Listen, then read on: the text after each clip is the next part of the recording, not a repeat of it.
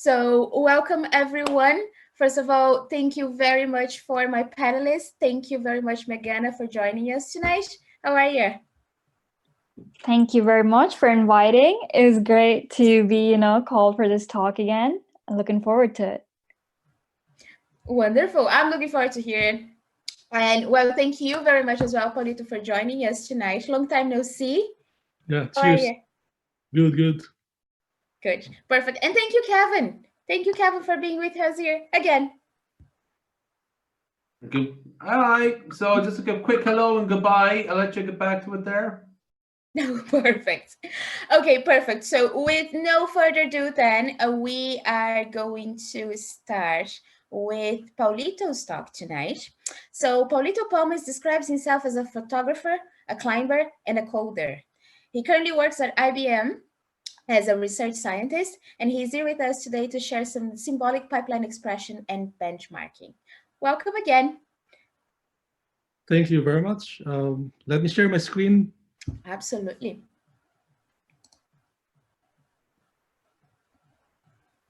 Yeah, so let me start with, let's zoom this. So let me reintroduce myself again, because we are in IBM, we would like to encourage people to collaborate with us. So I work in IBM for 8 years now, and I'm a research scientist in the Dublin Research Lab. I work under the AI and Quantum Research Group, and the specific thing in our research group is for AI machine learning optimization. Before anything else, I'd like to acknowledge Kevin and Laius for giving us the opportunity to present our work, and hopefully we can have some future collaborations with some of you. So let me start with the problem overview. So basically, we're doing some optimization of machine learning pipelines. So in a machine learning pipelines, you have a set of preprocessing elements, which can be feature selectors like categorical features, numerical features, and then you can have scalars like normalization or min-max scaling, standardization, or robust scaling. And then you need some feature extractors like PCA, ICA, and FA. And at the last end, at the end of your pipeline, you will need a learner, which is either can be, for example, random forest, XGB, SVM. There are more than 100 plus models, machine learning models, and there's a lot of feature selectors that you can choose. So basically, the problem is that how do you arrange all of these different choices, and how do you order them so that you have the optimal pipeline based, for example, for in classification accuracy. So you can think of the structure like let's just look at the specific structure, like you start with feature scaling, feature selection, and then you scale it, and then you extract the feature, and then you feed it to the learners. And you can have a union of this. So this is just one preprocessing element.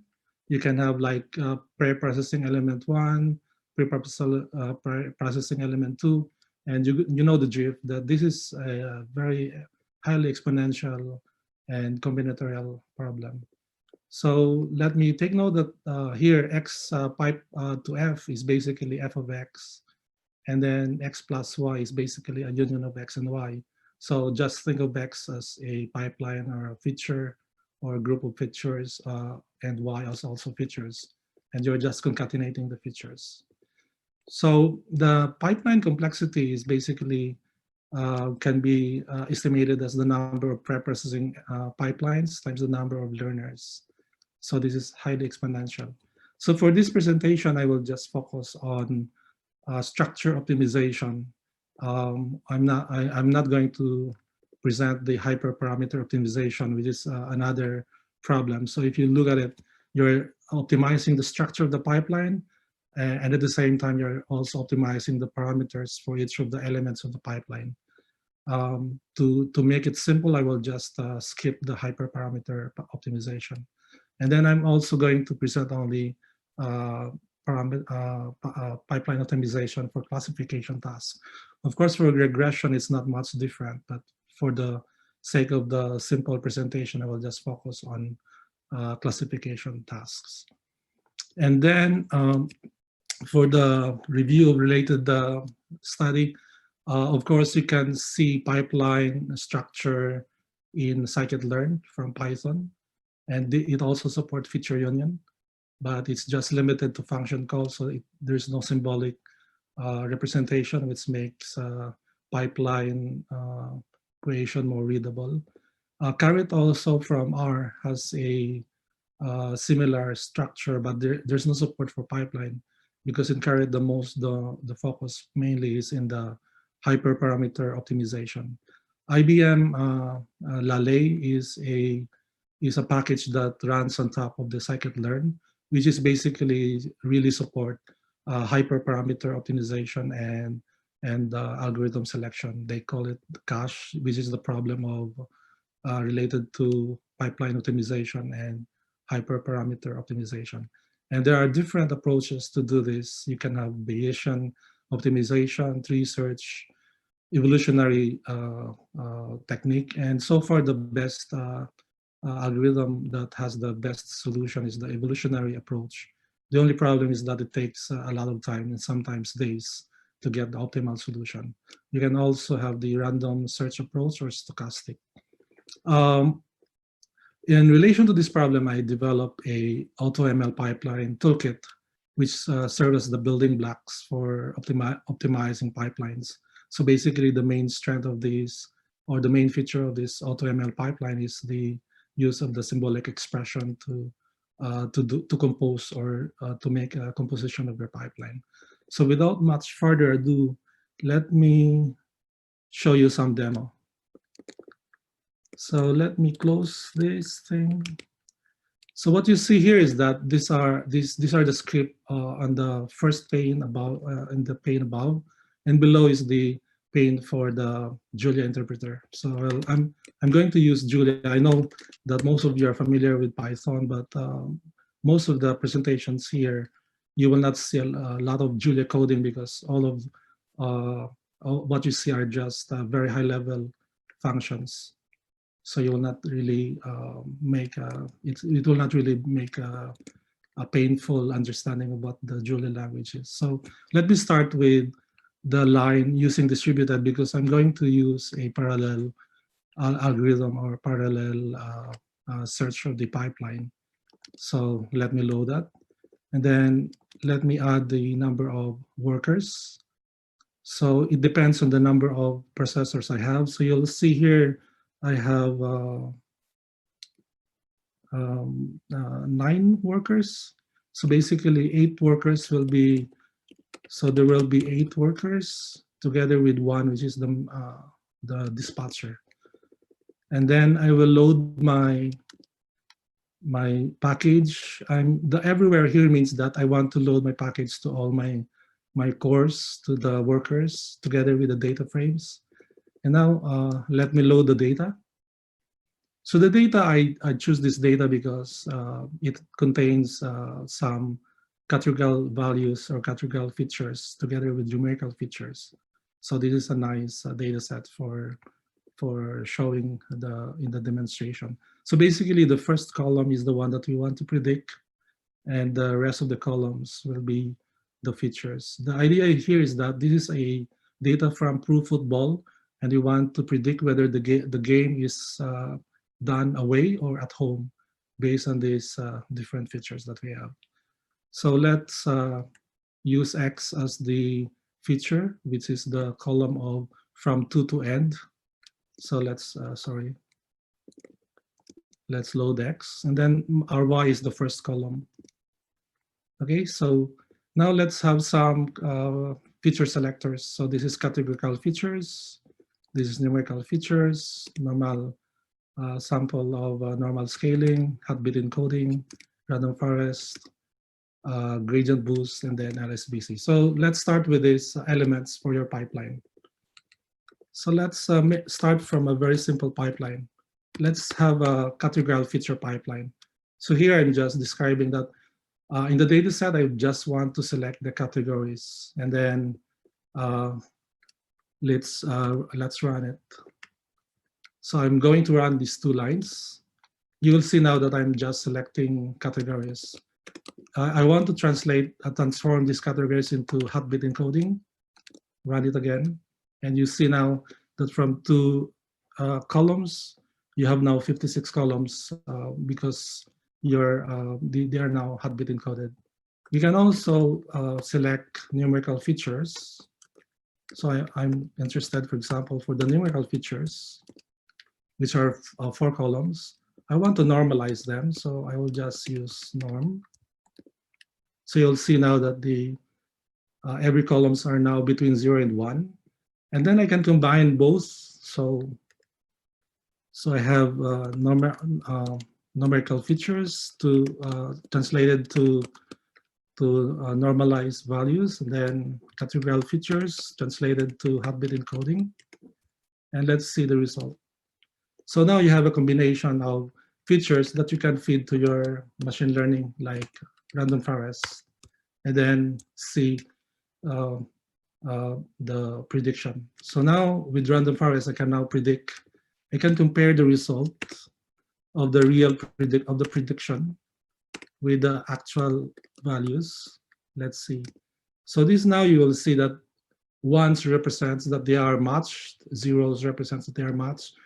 You will see in Julia we are using dot equal equal to say that I want to compare element by element because this is a vector of values. So I want to do element-wise comparison. I can do the sum of them to get the accuracy divided by the length of my vector of my prediction, and that's your accuracy. You'll notice that this is 90%. So the question is actually, is this correct kind of performance evaluation? Definitely not, because we're not splitting the data into training and testing. Let's see how the gradient boosting, for example, works.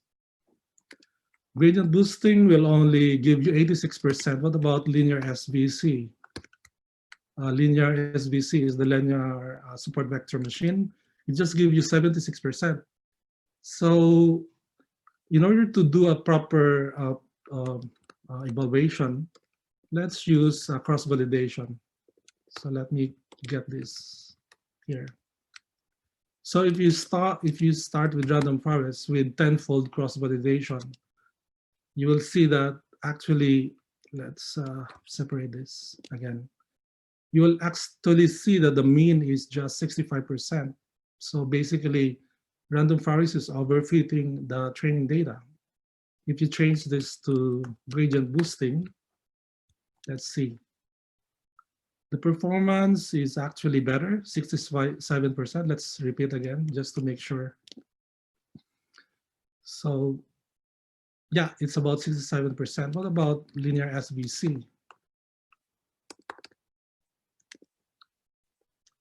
It's fast and at the same time much better. So what I'm showing to you is that with this particular pipeline, by just changing your learner, you can have sometimes a very significant improvement from the other learners. So it's not. So my advice is that you should not only use one learner, you have to try the other learners because you might get a lot of significant performance advantage by just switching to another learner. This is what we say with model selection, because it's very important to find the right model first, and then you optimize the model further by hyperparameter optimization.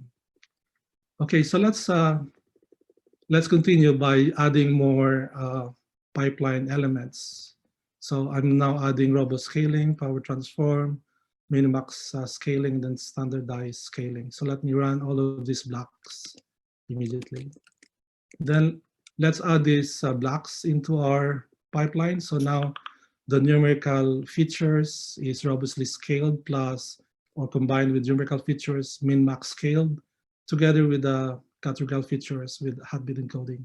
You'll notice now that our pipeline is getting complex, but because of the symbolic representation, it's still easier to understand.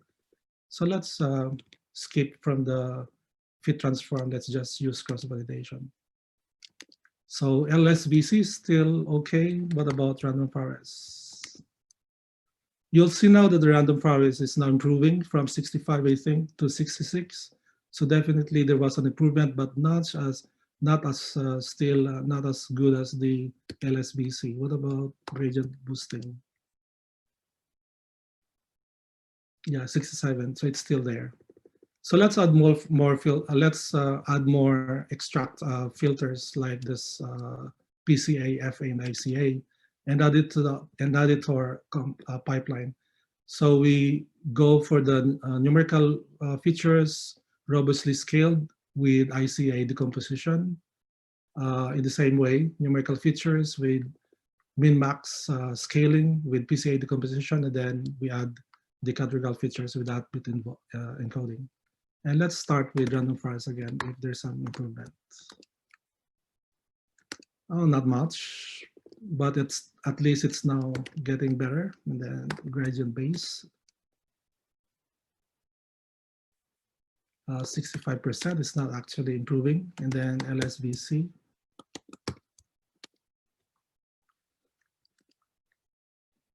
So it's not really that improving. So it doesn't really make immediately, does not imply immediately that if you make your pipeline complex, it will improve the solution. So there's a trade-off between model complexity and the fitting of the solution. So let's complete the entire picture by adding more learners, and then we're gonna search for all these learners in parallel. So I have random forest, gradient boost, LSVC, multi-layer perceptron or neural network, stack ensemble, RBF, support vector machine with RBF kernel, adaboost, voting ensemble, best ensemble, tree, SGD. You can go crazy with, there are more than, I would say, 100 models that you can explore. And I'm just using a sample of them. Okay, so I loaded them. And let's go for the parallel processing now. So let's do this. So I define my learners to be a collection of a vector of RF ADA. And what we're gonna do is that we're gonna loop over this learner, this group of learners for each learner in learners, and then we distribute that to the different cores. And then whatever is the result, we concatenate them. And then the sync here means that we have to synchronize, we have to wait for all processes to finish and save them into the data frame table. So this is the pipeline. The pipeline is just the same, except that the learner will be different. So for every course, they will receive different learner. They're gonna do their own cross-validation. We time it. So this is, we score the time. We also save that, how long does it finish? And then we also save the mean. Then we create a data frame with the name of the learner, the mean, the standard deviation, and then the elapsed time. So I think the Julia syntax is not really that difficult to understand. So you just imagine this is a very short distributed kind of statement in Julia. So maybe just 5 things. So let's run this. So the result of the DF table, we're gonna sort them by mean from highest to lowest. So let's run, crossing fingers. Come on. So now I have workers working, and each one of them is doing some cross-fold validation for each learner. I think it will finish within, I think, 10 seconds. So you got the answer. So as we have noticed before in our exploration, linear SVC is performing well with 73% accuracy, plus minus 0.03. The stochastic gradient is next, and MLP is next. And as you've noticed, the random forest is really below from the best. So I think this concludes my presentation. I have 10 minutes of questions, so I'm ready for your questions. Thank you very much. Wonderful, thank you. Perfect. So we have a first question from George on the Q&A. So he's asking if you're able to use Julia with the Python libraries. Yeah, He has used sklearn package in Python, yeah, and uh, is there you'll such a package in Julia? I think that's what he's asking. yeah. Sorry. So basically, you'll notice here that there are some cases where the multi-layer perception fails to converge, and you will see if you read here, it's using Python 3.7 sklearn. But basically, in Julia, there's a py call, which is the package to call Python libraries directly. And there's also a R call, which lets you call the our libraries directly. So what I did is actually I create a wrapper to call the scikit-learn in the from this wrapper using the Julia during the py call library. So there's really no problem combining our libraries from Python libraries to use in Julia. And usually you'll notice here that I only use Julia as a dispatcher to do distributed computation because it's so elegantly designed for parallel computation. So you can do a lot of crazy stuff. You'll notice here that I'm just using one pipeline expression. If you really want to do a real pipeline search, you're gonna mutate the different expression also at the same time mutating the different learners. And the good thing is that if you have a workstation, some of us have access to 256 scores workstation, you can go crazy for this kind of stuff. That's why I like this kind of parallelism. And the good thing is that if you have a very fast response, so I like the repel or the interactivity of this programming language because if the responsiveness is very slow, you don't even call it interactive anymore because your brain will just slowly not going to be challenged to find more strategies because it takes time for you to get the response. So basically, the interactivity like evaluation, program loop, read, eval loop, if that thing is fast, your brain also is influenced and you're gonna think of the different strategies because once you run this, you'll notice, oh, random forest is not working, so maybe I change it. But if, for example, the result of that random forest takes like 20 minutes, you will just lose the exploration part of your workflow. Hi, Paulito. Thanks for the presentation. This is Kevin here. Just a quick question, actually. I noticed that you've mentioned Julia quite a bit there. Can you just sort of elaborate on where the language is right now? I noticed it's Julia 1.4, so it's obviously coming along. It's not a prototype project anymore. It's starting to become a mature ecosystem. Can you just sort of elaborate where Julia is right now? Yeah, so it's a long wait for us. When I learned Julia, it was like 2012, and they just announced the 1.0 last year. So, so when they announced 1.0, it was in London conference. I think me and Kevin is actually there to to join the event. And when they announced the 1.0, it was a long-term kind of stable Julia, and all the packages became more stable. It was a painful thing before to learn Julia, but now it's really very stable.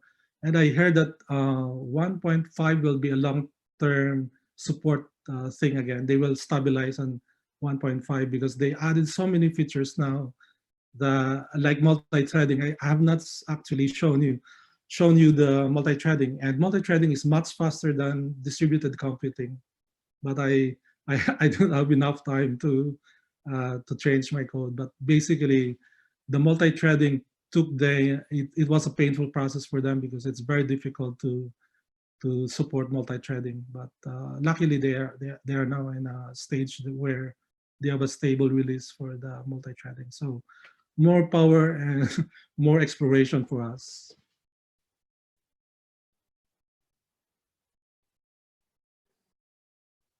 muted myself there. I'll just add a second question. I noticed it's mentioned auto ML there, and I think there's a sort of paradigm change in machine learning from the coding and platforms to something else. So I just wondering, can you comment on that? Like, is machine learning changing as we speak? It's going away from for loops and linear algebra into something else. Yeah, you'll notice that you will see in that in the presentation, the focus now is really the entire picture of the entire pipeline. So this is in parallel with deep neural network, where the convolutional layers are basically the preprocessing part, and the question is how deep is your convolutional layers before you feed it to the neural network. So we always have the joke that the deep learning neural network is is is deep in structure but conceptually shallow, because it's just a convolution of different layers. So you just add convolution for preprocessing. And in the same vein, it's also here where you see layers of different preprocessing before you finally feed it to your neural network and to your learning machine. And what we notice is that if you look at it from the perspective of in the holistic point of view, where the entire pipeline is basically part of the modeling, then the focus will be not only on the pre-processing separately with machine learning, but you're gonna focus on the entire thing. And because of the automations now that is getting more popular, where thousands of models are being deployed in the Kubernetes cluster in the cloud, and then run in parallel and get the optimal machine learning pipelines. Like, for example, Kubeflow, which is a Kubernetes workflow, is basically the same idea. Like, you can have a workflow of preprocessing elements with your machine learning, and then deploy it in a Kubernetes cluster, thousands of them. Like, I've seen some of the startup companies, they run thousands of models and pick the best one. And they don't care actually about these things because everything is automated.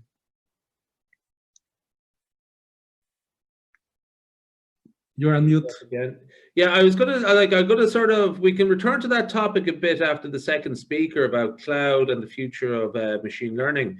Can you just sort of, like, you're an experienced machine learning researcher, and something that's quite topical at the moment is COVID-19 modeling, and just actually if there's any interesting sort of insights on that, or actually right after I recovered from COVID, I want to use my package for the COVID data. So we will see in the future. I cannot tell you what I'm doing right now.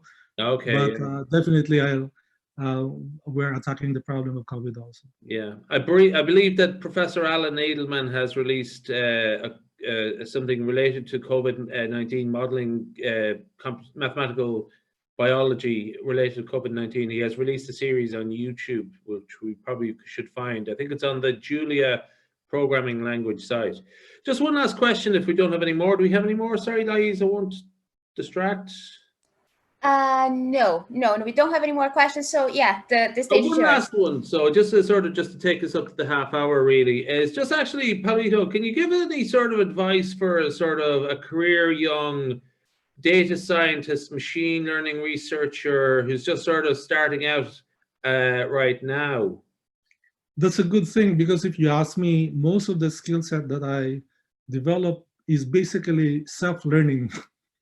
So you have the computer, you have access to so many languages or so many different books and so on. What you're gonna do is just don't read the book, have the computer in you, and try to implement things with your head.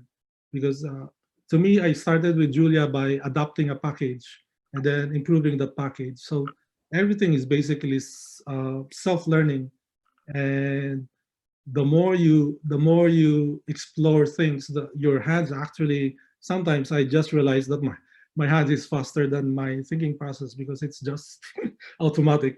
I cannot, for example, create an algorithm, but the moment my hand is in the keyboard, it will just do it on its own. So you cannot learn.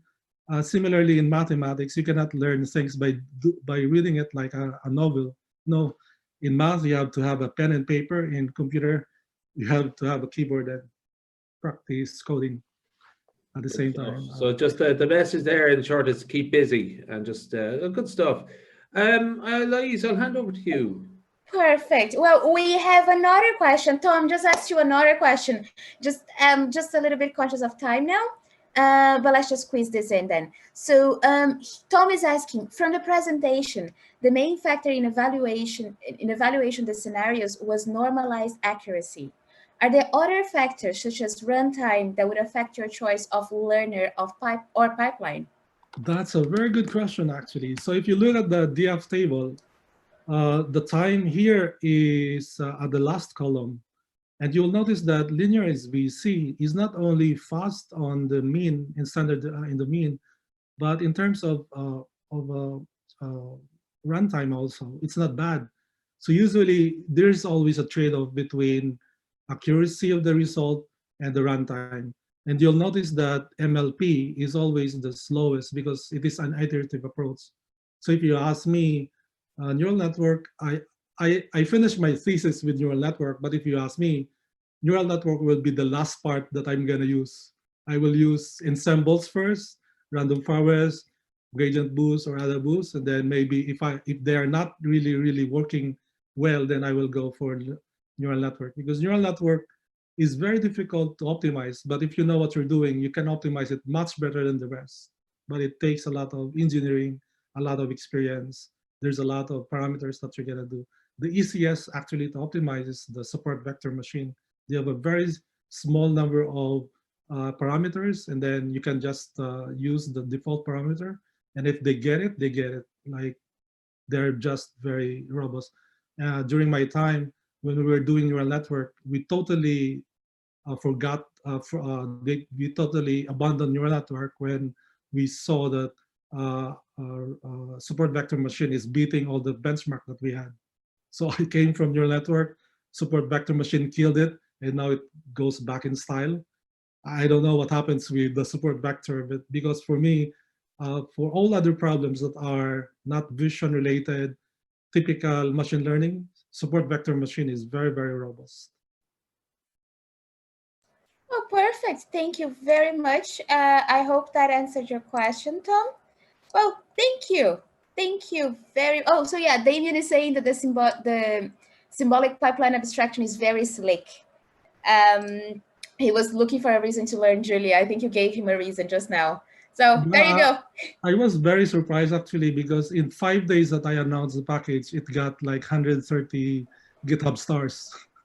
it was it was amazing, and it was mentioned in the Hacker News. So they even thought that my pipeline is the standard pipeline syntax in Julia.